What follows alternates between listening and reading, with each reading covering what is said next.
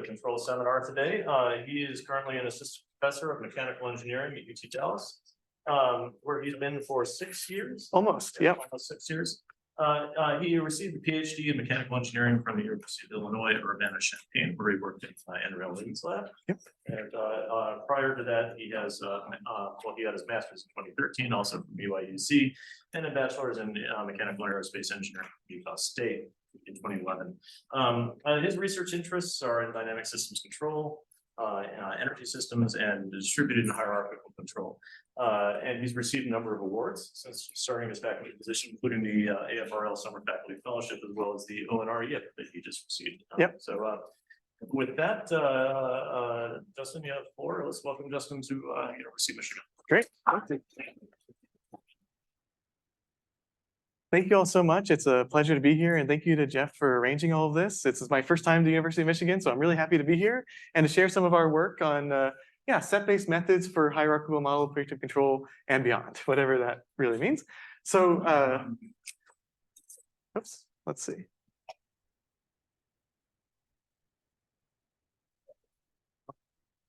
There we go. I just clicked out of it.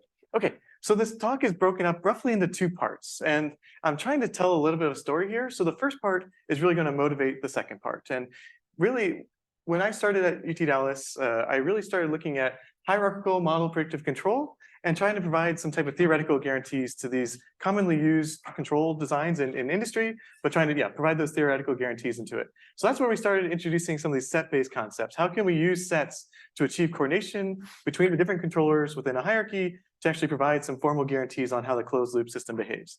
So really, it was that kind of application that got me interested in sets, and now that's all I want to talk about. So then the second half is really about set-based methods more generally in dynamic systems and control, and some of these kind of cool set representations considering about zonotopes, constrained zonotopes, and something new that we're trying to push, which is these hybrid zonotopes.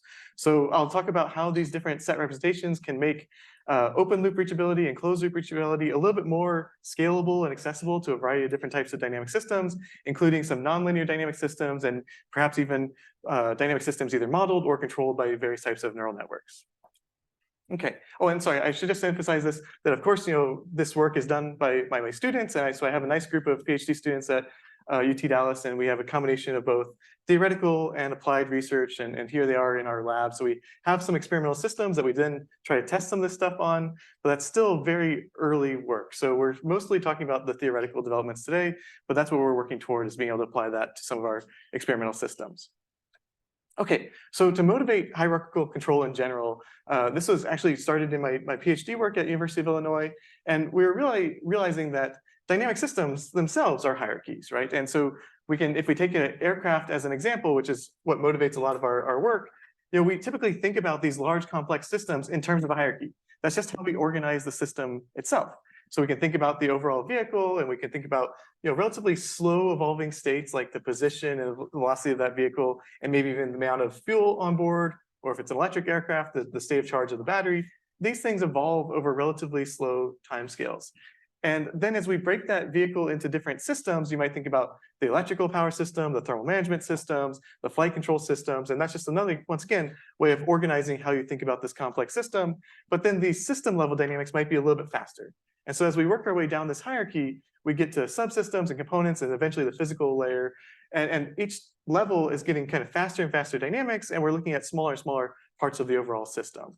And so I think it's quite natural when you have a complex system to organize how you think about that system in a hierarchy. And so we wanted to develop controllers that exactly match that structure, right? So to pair the control structure with the way we think about the dynamics of these complex systems. And with that, you get some benefits, right? If you design a controller that has this type of structure, you're going to maybe get some additional computational efficiency if you're trying to optimize, and now you're solving multiple smaller optimization problems. It might be scalable. These control methods might scale to more and more complex systems. And then you have kind of a natural way of thinking about making decisions at different timescales if you have these different levels of control. So with that representing kind of our dynamic system, our goal then was to develop a hierarchy that kind of looked similar. And so now each one of these kind of white circles here would represent a controller. Our lab is really interested in model predictive control, and I'll tell you a little bit why about that. So we were thinking about each one of these circles as being some type of model predictive controller. And then once again, we have an upper level controller, which is kind of like the president of a university or a company. They're looking very far into the future and making relatively slow decisions, right? They might be updating their strategic plan for the entire company every quarter or something like that. And then as you work your way down the company or down the university, you are, in this case, our control strategy, you get to controllers that are making decisions much faster, but have shorter prediction horizons, right? They're not thinking multiple years in advance. They're just kind of figuring out what I should do over the next few months or something like that. And then eventually you get all the way down to the, maybe the interns within the company who are just trying to figure out what to do before lunch. So they have a really short prediction horizon, and they might be making decisions very quickly as they're coding things up or something like that.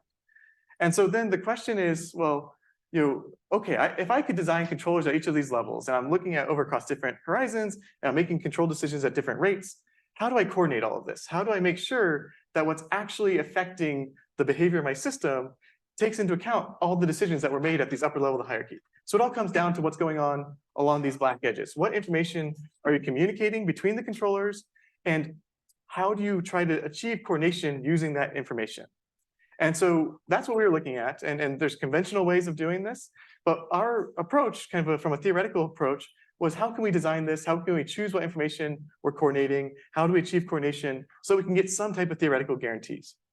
And typically you think of, in a control system, you might think of stability as one of the guarantees, but it turns out that, at least in my interest, we look at a lot of thermal systems and they're just really stable. So looking at stability of these systems is kind of boring because it's actually pretty hard to make them go unstable. But they have lots of constraints. And so you need to make sure that certain temperatures in your system satisfy these constraints, or else you could have thermal runaway in a battery, things like that. And so when we say guarantees, we're mostly focusing on trying to satisfy different constraints and making sure that we're coordinating all of our decisions so that we, in closed loop, we satisfy these constraints. And so then the key idea here was to be able to analyze the closed loop behavior of the system and provide these guarantees. It really comes down to these coordination mechanisms. How are you going to coordinate the decisions made between each of these controllers? So as I mentioned, I said I'd motivate why we're using MPC, and I think probably most people, in the controls field have heard about MPC, but the real benefits that we're trying to take advantage of are the predictive nature of MPC. We want to control systems in an anticipatory way, so that way, if we know about some heat load that's affecting our system in the future, we can plan ahead for it. In the context of thermal management, we call that like pre-cooling the system. And that way you can handle heat loads that you might not have been able to handle at steady state, because now you can kind of use the transient and capacitance of your system to handle those heat loads. So we really like the predictive aspect of this. And this also helps when coordinating decisions between the different controllers, because you're kind of creating plans into the future that then the lower level controllers might need to follow. We also like MPC because you can directly embed constraints into your optimization problems. So it's really easy to do that for actuators. You can impose constraints on your input variables however you like. But then in closed loop, you also might want to impose constraints on your states. So such as the temperature of a battery, you might want to make sure that it stays below 100 degrees C or whatever that limit is, so that way you maintain safe operation. So we want to be able to impose those constraints, not only in kind of the open loop optimization, but actually make sure that we're satisfy those when we're operating the system in closed loop. And then, as we'll talk about a little bit, some of the work that we've done is motivated by aircraft. And so one of the nice things about aircraft is before you even take off, you have a flight plan. You kind of know what that system is going to do right from time zero. And so you might have a plan in terms of how long you're going to climb and where you're going to cruise and all that type of stuff.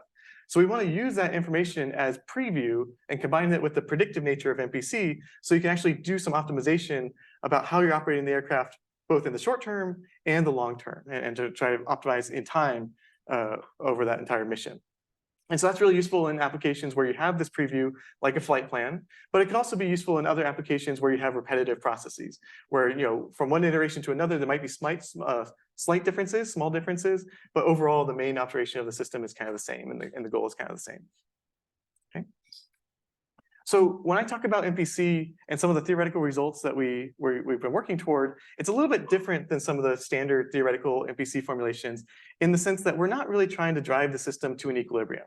In fact, a lot of the systems that we deal with don't have an equilibrium. You are constantly burning fuel in your aircraft throughout flight, and so if the mass of fuel in your system is one of your states, there's no equilibrium there. It's constantly monotonically decreasing. And so we didn't want to think about trying to operate our systems forever. We wanted to optimize the operation of our system over the course of a mission.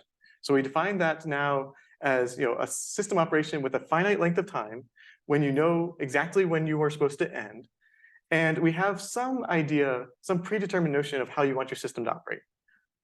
Okay, so in the course of an aircraft, we have some finite amount of flight time, and we have this kind of flight plan that we can take into account. Even from time 0, we can start optimizing the behavior subject to this kind of planned operation of our system. So with this in mind, with this kind of mission-based MPC, the primary objective, at least from our perspective, is to develop a control strategy for our system so that we can satisfy hard constraints on states and inputs to our system. And I use hard in kind of 2 different meanings. First, hard meaning that we don't want to violate those constraints. There's some significant penalty for violating those constraints. So from a theoretical point of view, we just want to make sure that we don't violate those constraints. And then it's also hard because in the operation of these systems, simultaneously satisfying states and input constraints is actually hard. Like it's just a hard problem to solve. And that's why we need to do this model predictive control, is to plan the correct operation of our system. Because if we don't, then at some point there's going to be nothing we can do that prevents us from violating a constraint. At some point it's too late. And so that's also kind of hard. And then you might also want to reach some terminal constraint at the end of the operation. You might want to land at a particular location with a particular velocity and stuff like that, right? And I so think the second case should be the subset of the first case, right? yes, I mean, these are kind of all related to each other. They're constraints, and it's either during operation or at the end of operation. Is that what you're asking or saying? I mean, you mean for the terminal constraint means the state constraint at the final time, right? Exactly. Yes. Exactly. So if we're stopping here, it's just the constraints on that very last state at the end of operation. Yeah. But I think it also can be included in the first case. Yes, exactly. I'm just separating them out just to kind of differentiate, but they are, from an optimization point of view, they're just constraints on your state trajectory. Yeah. So then the secondary control objective then is to actually have your aircraft or your system in general do something that is useful, right? You could easily satisfy the constraints by just never taking off, but you actually want to go and fly somewhere and do something. And so the secondary objective is to maybe now track some references that tell you about the desired operation of that system. And so in the context of just whatever application you care about, these references would tell you what kind of good performance or good system efficiency would mean within that context. And so the challenge, though, is that sometimes trying to track these references is exactly what's driving your states closer and closer to their constraints. If you want to maximize the efficiency of a thermal system, you maybe reduce your pump speed, but that's going to cause your temperatures to increase.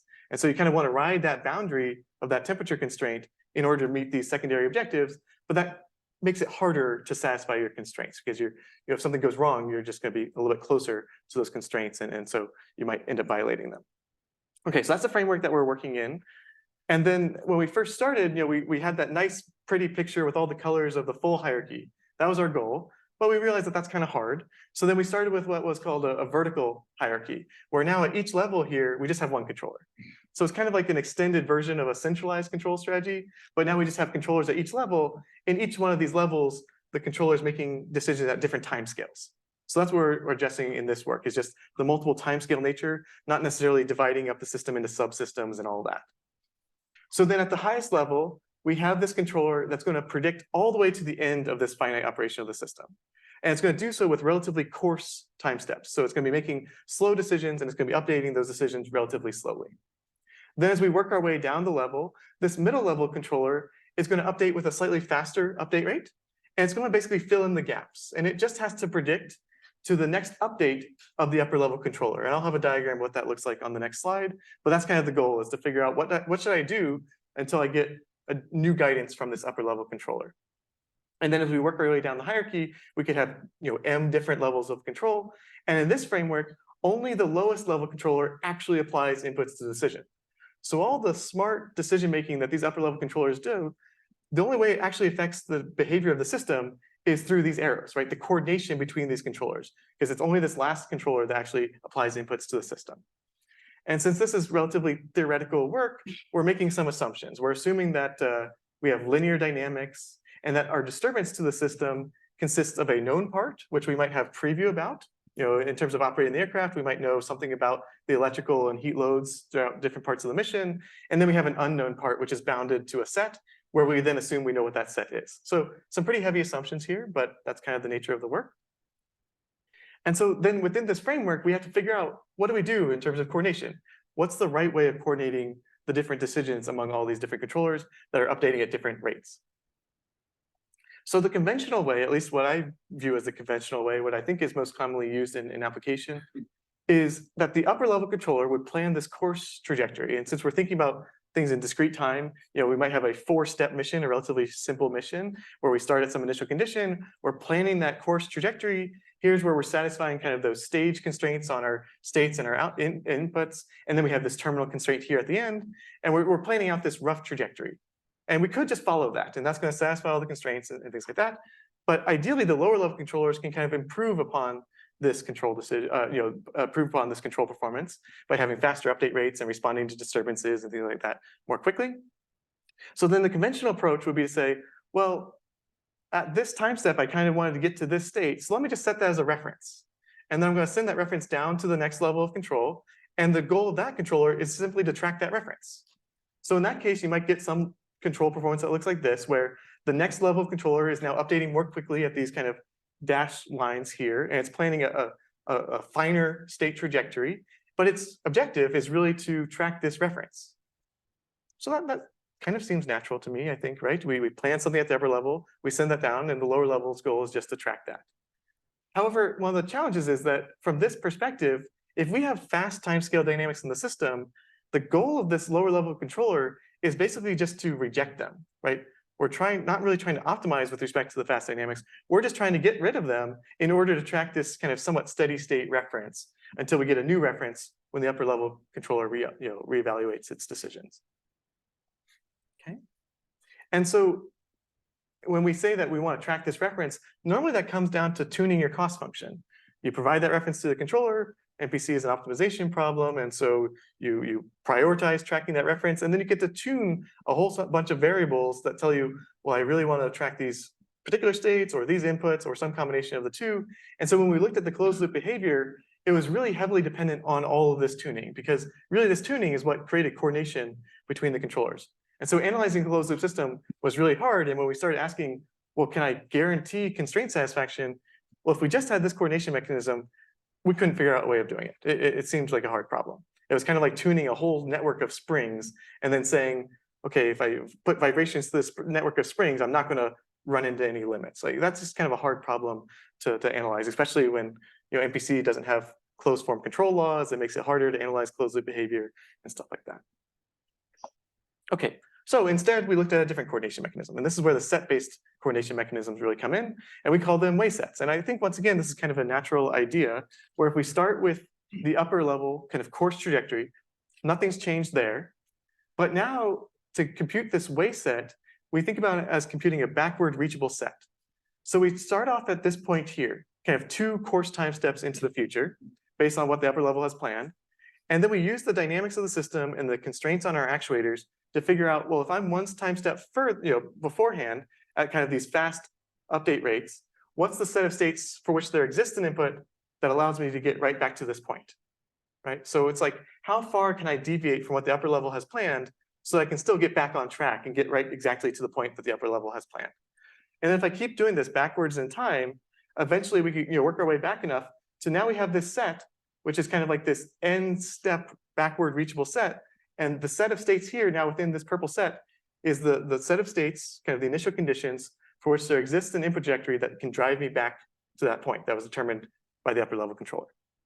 Okay, so now we take that way set, which we can kind of compute outside of the MPC optimization problems, and we just provide that as a terminal constraint for the lower level controller.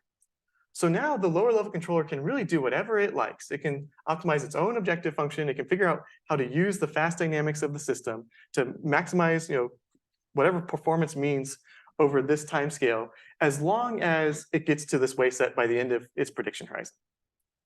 Okay, so in doing so, it can choose dynamic trajectories. It's not trying to track some steady state reference, and it just has to get to that way set.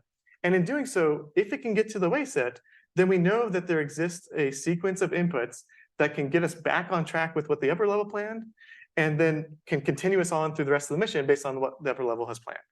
So that's how kind of this short-sighted lower level controller with a very short prediction horizon can make decisions that guarantee that we can still operate and satisfy future constraints that the lower level is not actually thinking about in its own optimization problem.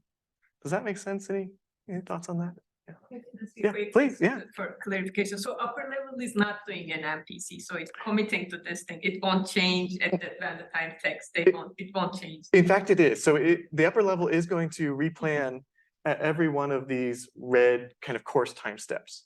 So that's where computing these weight sets actually does need to be done online, because this point is going to change every time the upper level MPC problem is resolved. And how do you guarantee that you are in the backward reachable set of the new point? Yeah, no, so that's where you have to string all the things together, but it does work out. But yes, and that's because we have this shrinking horizon, because the upper level is predicting all the way to the end. So this red trajectory, if the upper level is re-optimizing at time step 1 here, this solution is still. It already knows now the state where it is. Yeah, exactly. So there's some way of preserving that feasibility. Yep. Okay, so then the benefits of this are that you have additional flexibility at the lower level. You can actually utilize those fast dynamics to further improve the performance of your system. You can guarantee that the ability to satisfy all of these future constraints that are now beyond the prediction horizon of that lower level controller. And computing these weight sets actually, leverages a well-established field of reachability analysis and all sorts of set-based techniques that make computing this weight set relatively fast and relatively easy. Okay. So just really quickly, and I want to make sure we have time to talk about all the cool set-based stuff that came out of this. So when we looked at that kind of vertical hierarchy, if we made a bunch of assumptions about linear dynamics and bounded unknown disturbances and stuff like that, then what we can do is we can look at every time a controller is called, can we prove that there's going to be a feasible solution?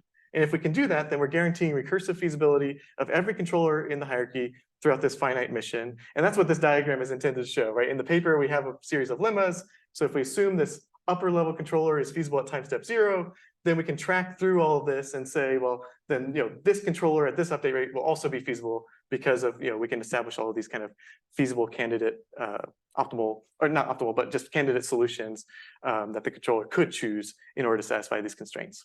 So we guaranteed kind of feasibility of each optimization problem for each controller at each time step, and then taking it the last step, which is then say in closed loop operation, that we will actually satisfy state, input, and terminal constraints throughout the entire mission. And one of the nice things about this is because we assume finite operation, we don't need the existence of an equilibrium. We don't need to have an equilibrium that simultaneously satisfies all of our input and state constraints, which is something you don't have in some applications where one of your states is kind of monotonically increasing or decreasing. So none of this really relies on the notion of equilibrium or steady state. Okay, so just to show a very quick example, these are kind of somewhat trivial examples, but the idea here is we wanted to study the scalability of this. So we wanted to define a relatively simple system where we could scale the number of states and inputs really easily. So we thought about just a chain of thermal elements where we have some disturbance heat load that's coming into the first element. We could then get to control the amount of heat transfer going between neighboring thermal elements, and then we would just reject heat to the ambient at the end. So then we could have n of these in series, and then we would correspondingly have n control inputs for the heat transfers between these different nodes. We're going to have some heat load over our mission that has these kind of increasing in magnitude pulses, and so it's kind of getting harder and harder to operate our system in order to while satisfying constraints. And then we'll have some uncertainty in terms of what that heat load is and what the ambient temperature is, and what that uncertainty is going to be bounded. The objective here in terms of cost function is to minimize the cooling. So we're trying to minimize kind of the pump mass flow rate or whatever it might be that's causing this heat transfer between the elements. And then our primary objective is actually to satisfy different constraints on our temperatures and of course we have constrained actuators. So then we designed a 3-level hierarchy. The top level hierarchy updates every 40 seconds. And initially it's going to have a prediction horizon of 25 steps. When you multiply those two things together, you get your 1,000-second mission that we're considering here. Then our middle level controller is going to update every 5 seconds with a prediction horizon of 8 steps. And so when you multiply those together, once again, you're kind of filling in the gaps between updates of your upper level controller. And then finally, our lower level controller is updating every 1 second, and it has a prediction horizon of 5 steps. So you can see if you were to design a single centralized controller that was updating every 1 second, then it would need to have a prediction horizon of 1,000 steps. And that's where some of the computation time becomes a bit of a challenge. Okay. But in simulation, we can do that, right? We can throw a big computer at it, we can solve these optimization problems, and we can just sit back and wait.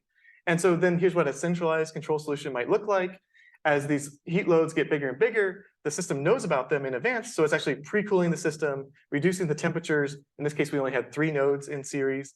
And then as the heat loads get bigger, the amount of pre-cooling that you need gets larger and larger. And these heat loads are large enough that there is no steady state condition that will allow this amount of heat to be entering the system. So you really do need to use the thermal capacitance of the system to let these temperatures heat up during that large heat load. Okay, and so importantly here, centralized MPC using existing guarantees, all of this is recursively feasible, and closed loop system satisfies all the constraints.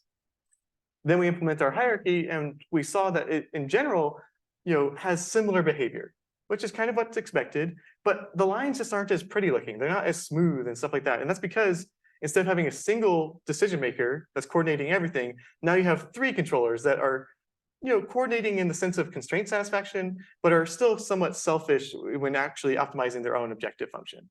But the main takeaway is that none of the constraints were violated and that the controllers were feasible at every time step, which was our goal. Right. And then, so yeah, we got constraint satisfaction, similar-ish performance, but of course there's going to be some penalty in terms of performance when you start doing something that's somewhat distributed instead of a centralized approach. But then we got significantly reduced computation times, which is also part of the goal. So the centralized controller took around 6 seconds to solve the optimization problem on kind of a standard desktop computer, whereas the upper level, middle level, and lower level controllers were able to solve their optimization problems significantly faster because they have fewer decision variables. Okay. So we used set-based techniques to define this way set, and that became the coordination mechanism between our different controllers at different levels of the hierarchy. We then extended this to look at performance. So instead of just having this way set, which is kind of like a set of constraints, we also defined a terminal cost for those lower level controllers. So that way, when you're driving your state to the way set, now you get some knowledge about where within that way set you should be and how much cost that's going to incur in the future by driving it to kind of this point in the way set versus this point in the way set. And that we were able to show actually guarantees that the lower level controller will only improve performance compared to what the upper level controller had planned. So it can't make it worse. We then extended it to a somewhat full hierarchy. In this case, we only considered 2 levels, but we had m different controllers at the lower level. So now we can break up our system into dynamically coupled subsystems and provide basically the same types of guarantees. We then looked at how to actually take a complex system with dynamics and constraints and decompose it into different subsystems specifically for hierarchical control design. So we were able to get kind of a hierarchy of the dynamics of the system, so that way at each level of this hierarchy, we would then design a controller. And that hadn't really been done before, at least to our knowledge, where it was kind of like control-specific system decomposition. And then finally, we apply some of this to actual models of more realistic systems. And so we've extended this to nonlinear MPC for some aircraft energy management problems. In this case, looking at the fuel thermal management of an aircraft, where you actually use fuel in your fuel tanks to go and cool different heat loads on the aircraft, send some of that hot fuel to the engine to be burned, and then return some of that fuel to be stored back in the tanks. And that becomes a really interesting energy optimization problem. Okay, so all of these techniques that I talked about use some notion of a set-based method. And that's really ways of bounding the uncertainties of the system and formulating controllers that are robust to that uncertainty. However, when we first dove into this, we saw the practicality and the scalability of these methods really required some new types of set representations.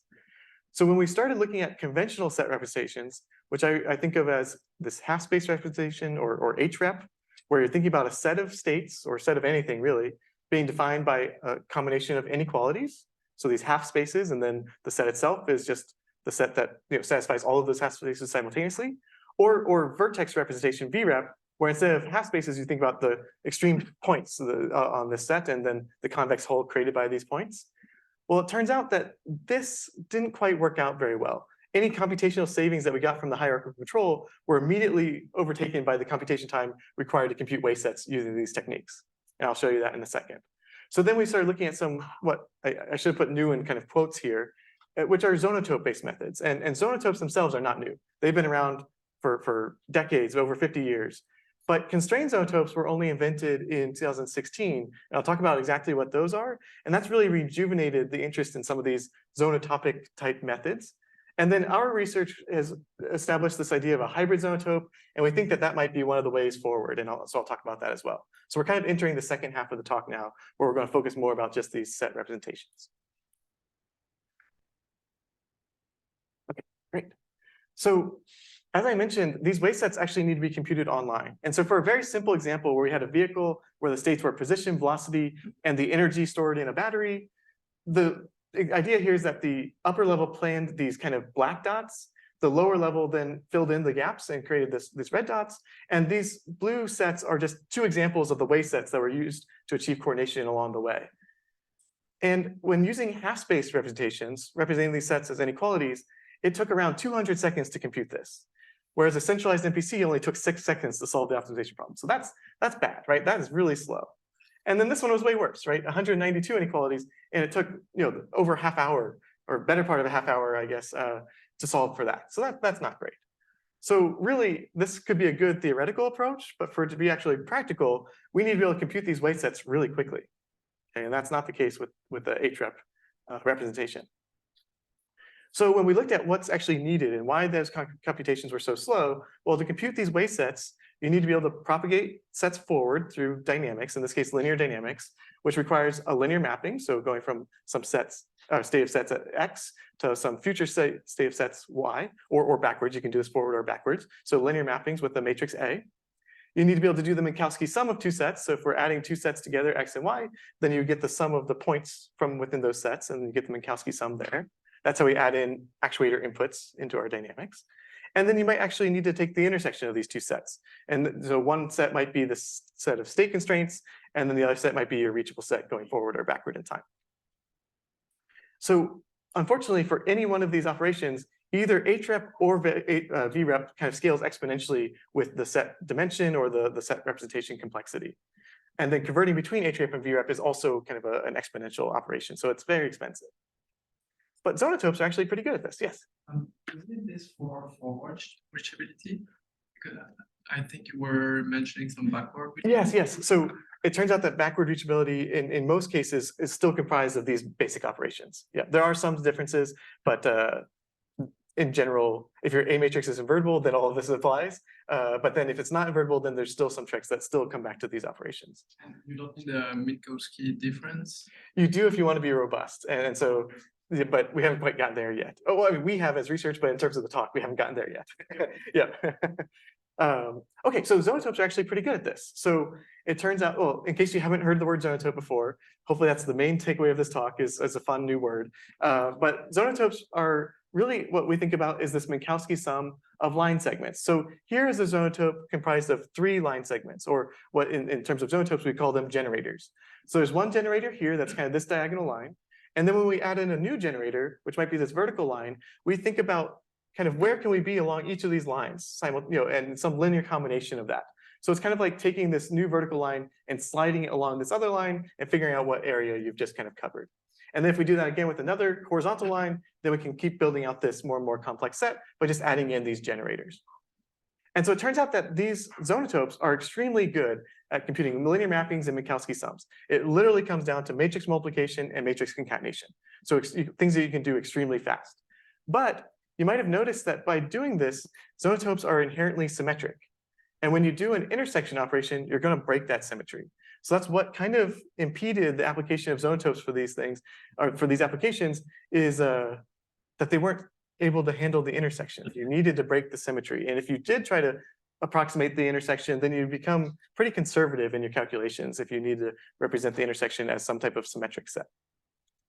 Okay, so mathematically, a Zonotope is defined as the set of points Z, which are this kind of linear combination of some center, the center of your set, plus this generator matrix, where each column of that generator matrix are these generators or these line segments that I've talked about, times this vector xc, which is referred to as the factors.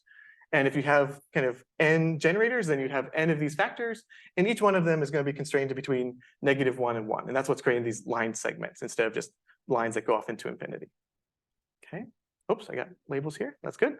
So then to break this symmetry, Richard Bratz at MIT and his postdoc, Joseph Scott, they developed constrained Zonotopes, where everything is basically the same. The points are still this linear combination of a center and their generators, but all they did, and it's so simple, is they added in some linear equalities imposed on these factors. And what that does is it breaks the symmetry, but all your computational benefits are preserved. And so now you can introduce n sub c constraints, and that really allows you to represent any convex polytope as a constrained zonotope. So you no longer have to be symmetric. And the way we think about it is that the space of factors is really this unit hypercube.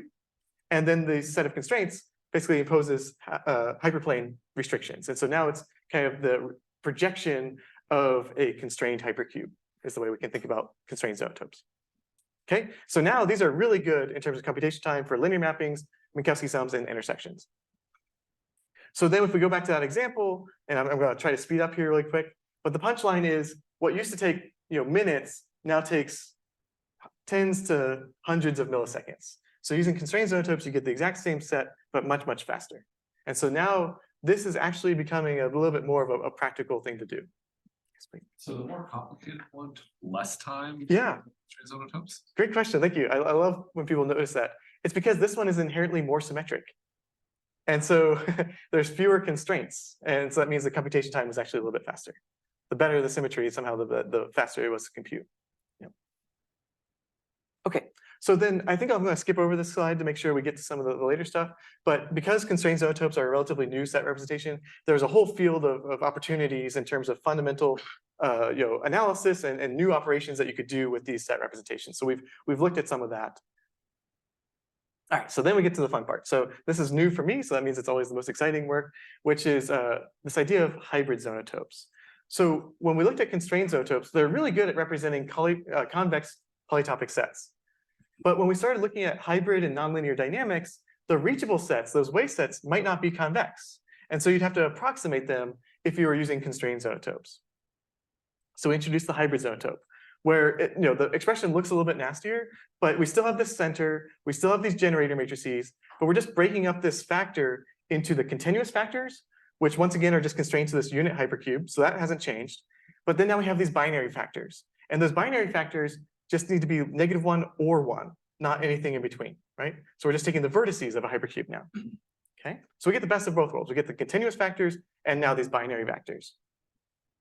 And so with this compact representation of a set, you can actually represent up to 2 to the n sub b convex sets, where n sub b is the number of binary factors that you have in your set representation. And so now what it looks like is inside this unit hypercube, we now have 2 planes that are shifted based off what the factors are for these binary factors. And so when we project this over, this whole thing now is the hybrid zonotope, and it's the union of 2 convex polytopic sets. Okay. So it turns out that this has actually been really useful for a wide range of applications, and I'll show you a few of those on the next few slides. So when we think about this hybrid zonotope, and we think about these binary factors that now live in this, that xc vector, well, then you can have nb of these binary factors. Well, it makes sense to now think about this in terms of a binary tree. You have nb variables, and if you think about different combinations of those binary factors, you're going to get this kind of exponential growth in the number of options. So if we think about a hybrid zonotope, it's really decomposed into a bunch of different constrained zonotopes based on your particular choices of each binary variable. So in this case, we had 3 binary factors, and depending on whether that binary factor was -1 or 1, you're kind of going down this tree in different ways. And when you go through all the different, in this case, 8 combinations of those 3 binary variables, you'll see that at the end, the kind of leaves of this binary tree are the constrained zonotope whose union is exactly the hybrid zonotope that we have and that we're representing. But it's interesting in this case, and so here I'm showing those 7 constrained zonotopes, where each one corresponds to this kind of unique combination of these binary factors. But then there's one missing. We know that 2 to the 3 is 8, so there should have been 8 sets and only 7. Well, it turns out that one of these led to an infeasible set. The set of constraints that were imposed weren't consistent, and so that led to a set with basically 0 volume. And so that's why it doesn't really show up on this plot, right? So you can have up to 2 to the nb sets, but many times you're going to have far, far fewer because those constraints that you're imposing are no longer consistent. Okay. So just as a kind of throw out a few examples where this has been useful, in the case of hybrid system dynamics, where in this case it's a piecewise affine dynamic system where you have 2 different modes of dynamics depending on whether you're kind of to the right or left of this green line. Well, if we start off with the initial constituent set here shown in blue and propagate the dynamics forward, for a while, everything's evolving under one set of dynamics because you're all to the left of that line. But then eventually you get to the point where your reachable set now straddles this line And the points within that set evolve in different direction because they're being driven by different dynamics now. Well, it turns out that with hybrid zonotopes, it doesn't matter. You just keep propagating things forward. You represent this system as a hybrid system, and with hybrid zonotopes, you can this pair of sets here. That's just one hybrid zonotope. It just has two. It's the union of two constrained zonotopes. And so this type of stuff is actually really easy using hybrid zonotopes. Okay, and then what we're still getting our head wrapped around is that sometimes when we do this, the number of binary variables that we generate just seem too large for us to do anything useful with them. So in this case, we were looking at the heating of a building using thermostatically controlled heaters. And so we looked at the temperatures of a 6-room building where zones, I think 3 and 6 here have heaters that are basically just on and off based off of the temperature measured in those 2 rooms. And so then when we plot the reachable set, and this is just a projection because there's actually 6 states for this system. So we project it onto the states corresponding to, I think this is a typo. It should have been room 3 and room 6. And so we have, with this thermostat control, we have upper and lower bounds on those temperatures. So the heater is going to turn on when the temperature gets below 22 degrees Celsius, and it's going to turn off once you've heated the room up beyond 24 degrees Celsius. And that's true for both rooms. And so if we start off here with our initial condition set, and we assume that the heater is initially on in both rooms, then both rooms start to heat up. Eventually, room 3 reaches its upper bound, the heater turns off, and those temperatures start to decrease. And then eventually room 6 gets too warm and its heater turns off, and we just bounce around this. And every time we hit one of these guards, parts of the set haven't reached that temperature yet. So their states need to continue to evolve because for those states, you haven't exceeded 24 degrees yet. But for other states, you have exceeded 24 degrees and your heater needs to turn off. So the reachable set ends up getting fragmented into all these different sets, which by the end of this, I think it was a 100-step simulation. This set here is just a whole bunch of different sets that have been kind of chopped up by all these different these constraints. So the final set after 100 time steps really only had 657 convex sets. That's what are shown in red here. But from a hybrid zonotope point of view, it actually had close to 2,000 continuous factors, 600 binary factors, and 1,800 constraints. So if you think about 2 to the 600 and how big of a number that is, well, we were able to plot the resulting set. So that's where we're still trying to wrap our head around. Like, that seems like too many things to be able to actually compute and then actually plot. But only 657 of those sets were feasible. 99.99% of the sets were empty. And so modern solvers are actually able to identify those empty sets really quickly so that we can isolate just the combination of those 600 binary factors that lead to non-empty sets. And then you can actually do order reduction techniques to further reduce the number of factors and constraints. And we could do that order reduction all within 10 seconds. So it's relatively fast. Okay, so then I think I should be wrapping up pretty soon here. So that was looking at how we can apply this to hybrid systems or systems with switching dynamics, on and off control, that type of stuff. But we can also apply it to nonlinear systems if we're okay with approximating the reachable sets of a nonlinear system. So here's a very simple example that we kind of went through where we have some simple dynamics, just 2 states, 1 controllable input, and then just 1 nonlinear term in those dynamics. Well, using hybrid zonotopes, we can actually think about this dynamic system as a set itself. And that set is going to be mapping states at time step k to some states at time step k plus 1. And so that map might look something like this, where I have state 1 and state 2. And then if I was thinking about states 1 and state 2 at the next time step, this would be like a 4-dimensional plot. So we had to project it onto just the second state at the next time step. But you can see here, we get some of that sinusoidal behavior that's coming from this sine function. And now instead of thinking about a function, we're really just thinking about this set as representing the evolutions of our states from one time step to another. So we call that kind of a state update set.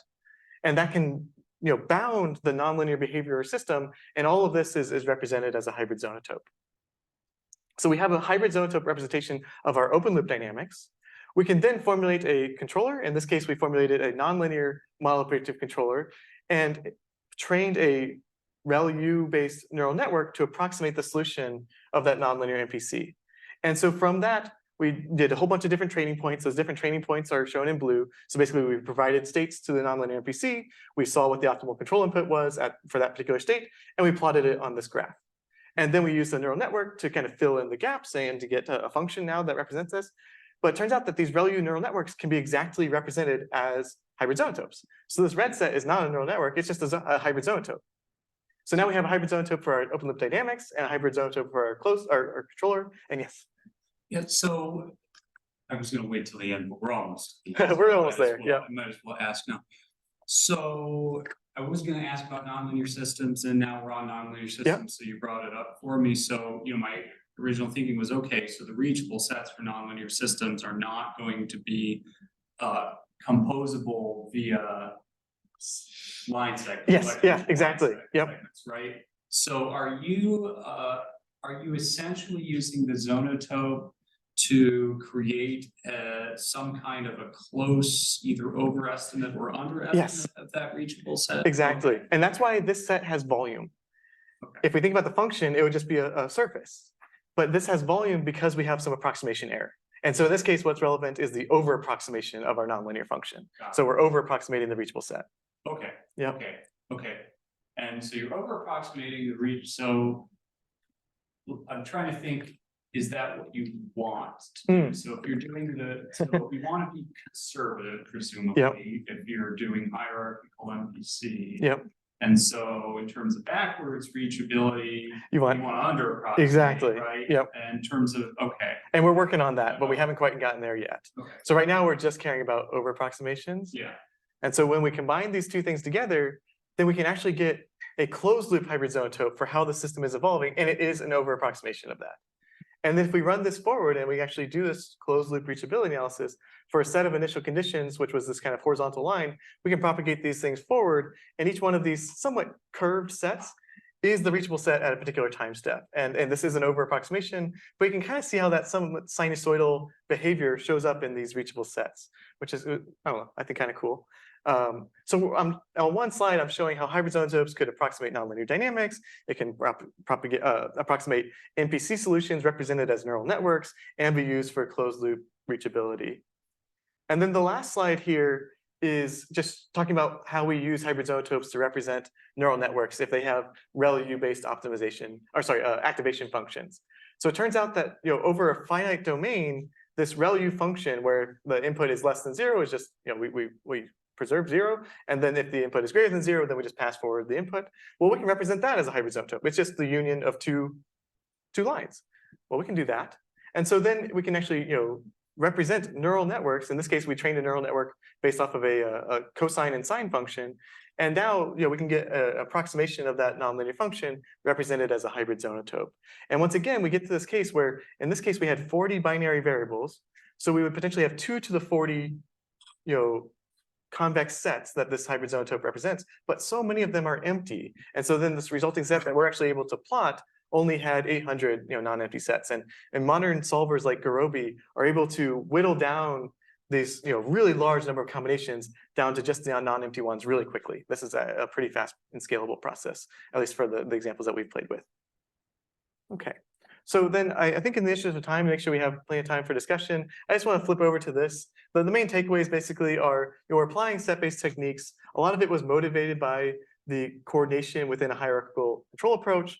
But now that we're playing with zonotopes and hybrid zonotopes and stuff like that, we're really excited for ideas and collaboration opportunities to see where some of these hybrid zonotope methods might be most useful. And so with that, I'll open up to questions. Thank you very much.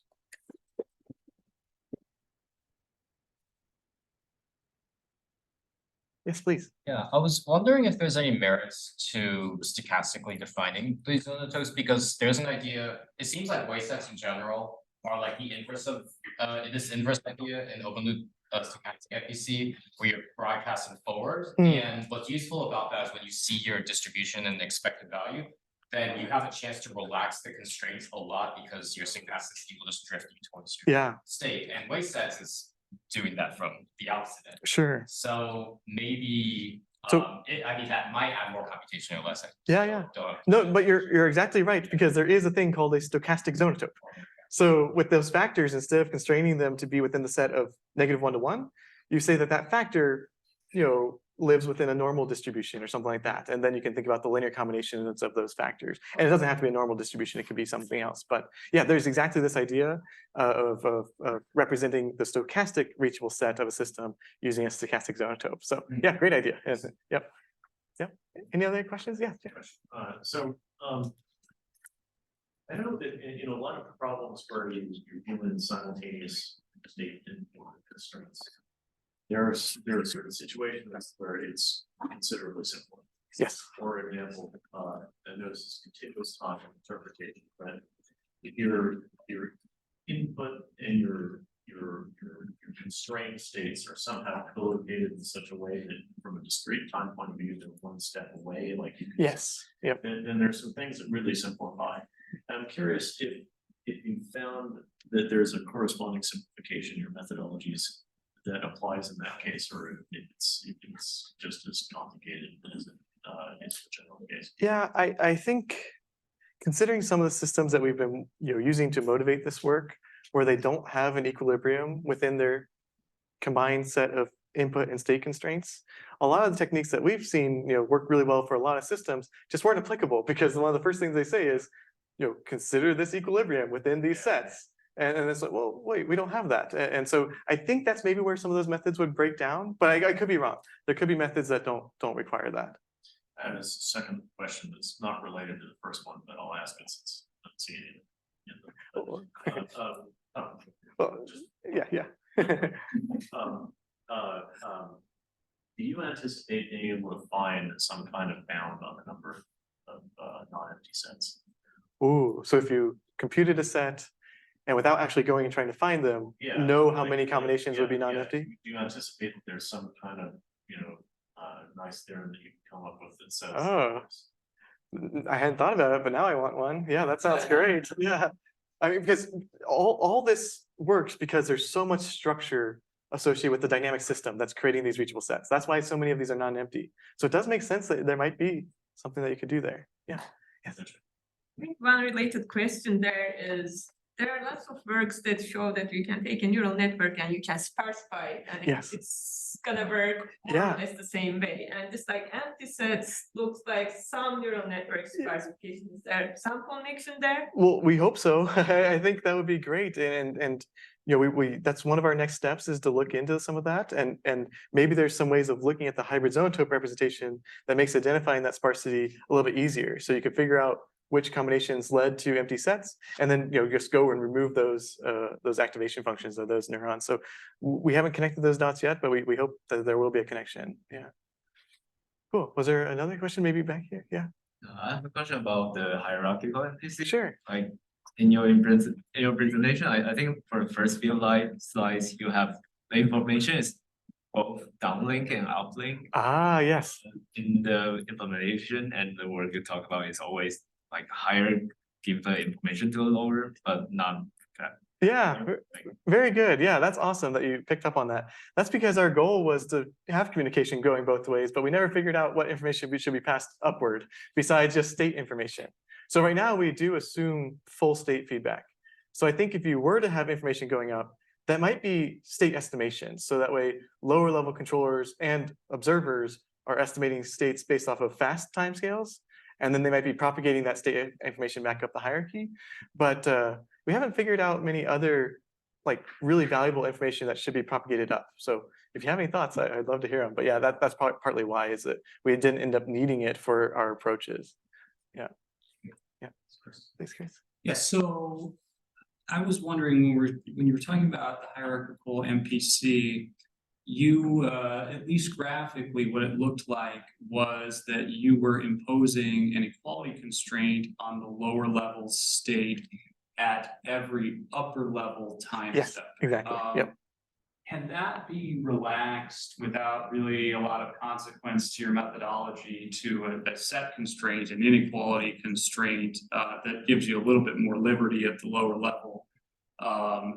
At each upper level time step, such that, and I'm just thinking from a practical standpoint, if the mission is, take off, fly the plane, gather some information, so you have to be within the vicinity of certain waypoints, but not exactly there, you have to land the thing. So at the end, maybe you have an equality constraint or height set constraint. Could you relax some of those other constraints without consequence to your So I think the answer is yes, and it just depends on what consequences you're considering, I think. If you really wanted to, all of these things are sufficient conditions, right? So there's plenty of ways that this could work without these way sets. One way, if you're asking the question about could you drive your states outside of the way set, I think. To answer a different question that's easier to answer, is just, Hey, no, you know, there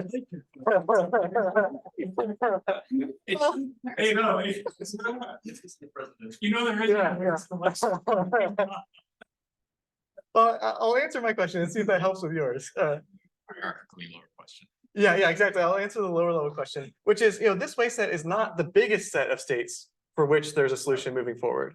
And so if you thought about starting your way set computation, let me get, oh, that's not working. But just one step further in the future and then computing it backwards, that's going to give you a bigger set. So if you wanted more flexibility, you could get it that way. But we found that more flexibility at the lower level is not always good, especially if you don't impose that terminal cost at the same time. If you don't have a terminal cost, what that lower level does with that flexibility can actually hurt you long term. And so that's where, in terms of performance, there's a trade-off. Yeah. And I wonder just an idea in terms of communicating back up from the lower level to the upper level. So I know in some of our work, we've seen benefit in doing that when you don't have such a severe or such a strict multi-rate setup where essentially for every upper level time step, you are instructing the lower level that you must reach this equality constraint on the lower levels horizon further corresponds to one upper level time step. So if you have a situation where the lower level controller is able to go a little bit rogue, or is planning over a longer time horizon than just one upper level time step, then some indication of what that lower level controller intends to do over the next time step, which you have not yet planned at the upper level, may. No, that's exactly right. Because in theory here, we're assuming all these computations can be done somewhat instantaneously, but in practice, when you introduce time delays, that might be really important. And we've also found from a performance point of view, it's actually pretty valuable to have the lower level controller predict to the second point. And then that way it gets kind of some smoother control decisions, and it doesn't just kind of do whatever it needs to do in that very short horizon. It's planning a little bit further, but that comes with some computational costs. So yeah, there's where intuitively I would think that the lower level communicating, here's what I'm thinking about doing. I know you haven't made your action yet. Oh, okay. That could be the upward communication part. That'd be good. Just my thoughts based on limited experience. No, that's great. Thank you. All right. I have got, could you provide some intuition why you switch hybrid Zonotopes to deal with nonlinear system? I mean, nonlinear system is not a hybrid system. Right. Yeah. Exactly. So I'm not sure if this answer will be, make you happy or not. But there is a lot of work that's looking at how to handle the nonlinearities directly. Right. There's these HJB methods that look at partial differential equations, and they don't necessarily try to over approximate the nonlinearities. They try to handle them head on. But what we saw was, in terms of mixed integer optimization, there have been some really, really significant advances in those computational tools. And so we wanted a set representation that could leverage those computational advances, because oftentimes to be able to do anything with the set, you need to actually solve an optimization problem to see how far can I go in this direction with the set. So we wanted to be able to formulate optimization problems that weren't nonlinear programs. We much prefer mixed integer linear programs instead of nonlinear programs. So that's one of the reasons that we're using hybrid Zonotopes, is because when we do certain types of analysis with these sets, it is a mixed integer linear program instead of a full nonlinear program, even when thinking about bounding. And hybrid Zonotope is more powerful than constrained. It's just a different trade-off. The computation time is higher for sure. It's much nicer dealing with a single convex set than 800 convex sets. It just depends on what you're trying to do with it. If you were trying to do the reachability of that hybrid system with just constrained Zonotopes, you're going to introduce a lot of conservatism, because the real set is non-convex, but you're trying to out approximate with a convex set. So there's just trade-offs there. I want to be mindful of the time. Oh, Here. sure. I'm sure that Justin will stick around and Yes. answer any other questions you guys have. But let's thank Justin. Thank you so much.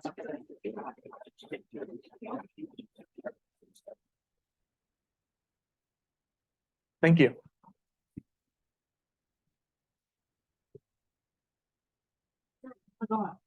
Hey. Sure. Sure. Yeah. Most things I can stop here.